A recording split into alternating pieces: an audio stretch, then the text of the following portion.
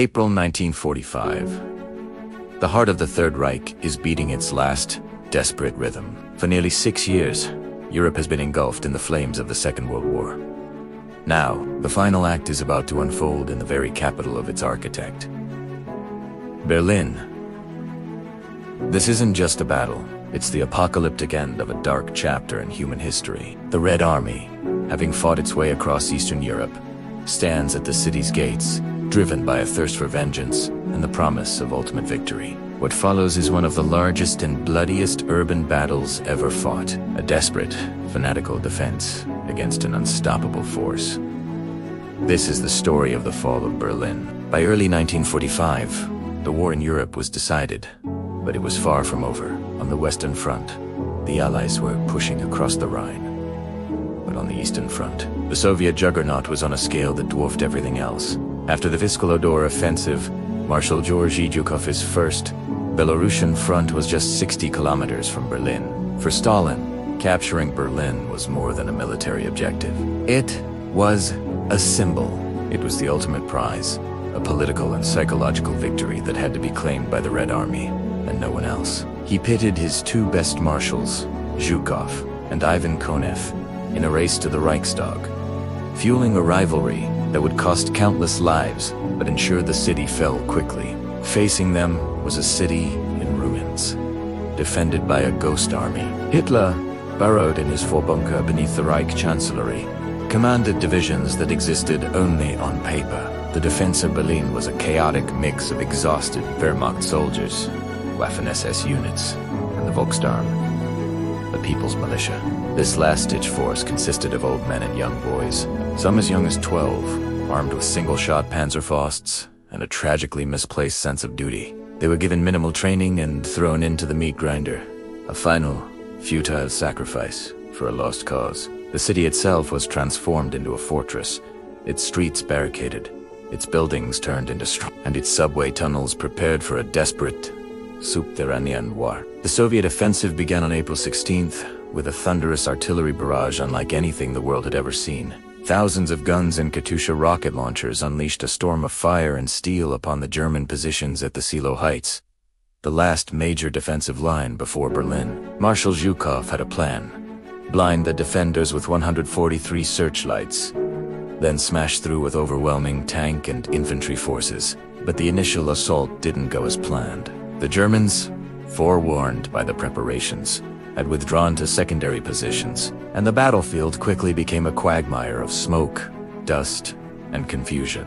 The searchlights, instead of blinding the enemy, silhouetted the attacking Soviet soldiers, making them perfect targets. The battle for the Silo Heights was brutal and costly for the Red Army.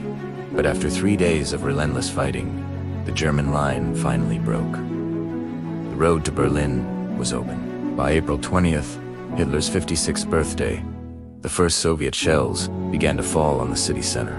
The sound was the death knell of the regime. Down into reality was slipping away. Hitler moved imaginary armies on his map, clinging to the hope of a miraculous relief force that would never come. Above ground, the city was descending into hell.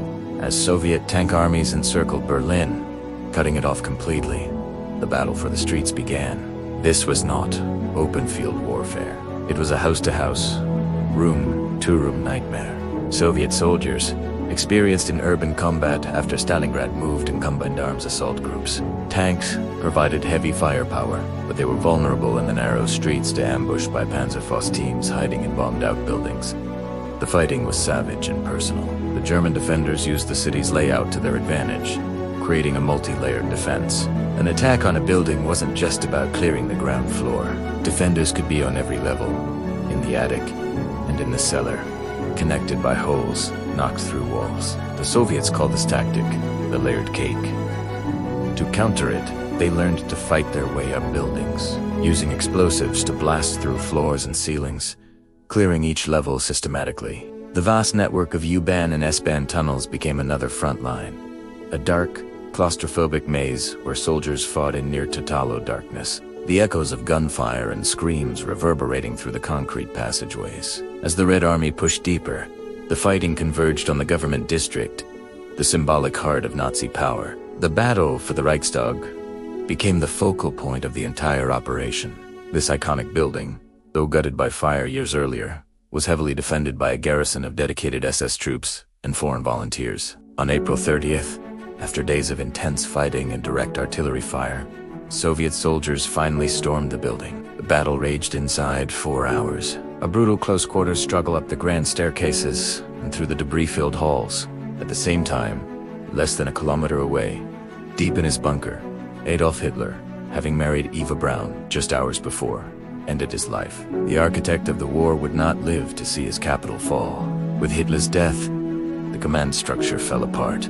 Some units fought on with fanatical devotion, while others tried to break out of the closing Soviet ring. But the end was inevitable. The final, symbolic moment came on the evening of April 30th, when 2 Soviet sergeants, Meliton Kantaria and Mikhailyak, raised the red banner, the hammer and sickle, atop the conquered Reichstag. Though the famous photograph was a reenactment staged a couple of days later, the event itself marked the undeniable defeat of the Third Reich. General Helmuth Weidling, the final commander of the Berlin defense area, officially surrendered the city on May 2nd. A ghostly silence began to fall over the smoldering ruins.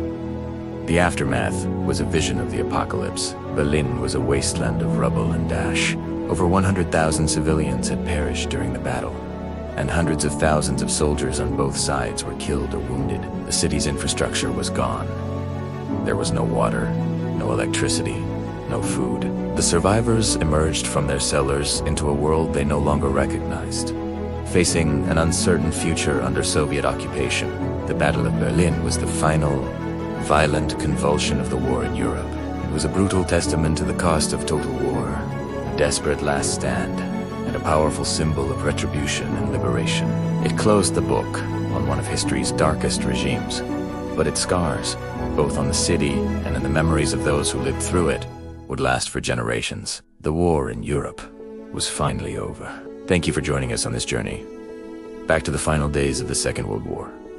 The Battle of Berlin is a complex and somber topic, and it's a powerful reminder of the human cost of conflict. If you found this video informative, please consider liking and subscribing for more dives into history's most pivotal moments. Let us know in the comments what other historical events you'd like to see covered. Until next time, stay curious.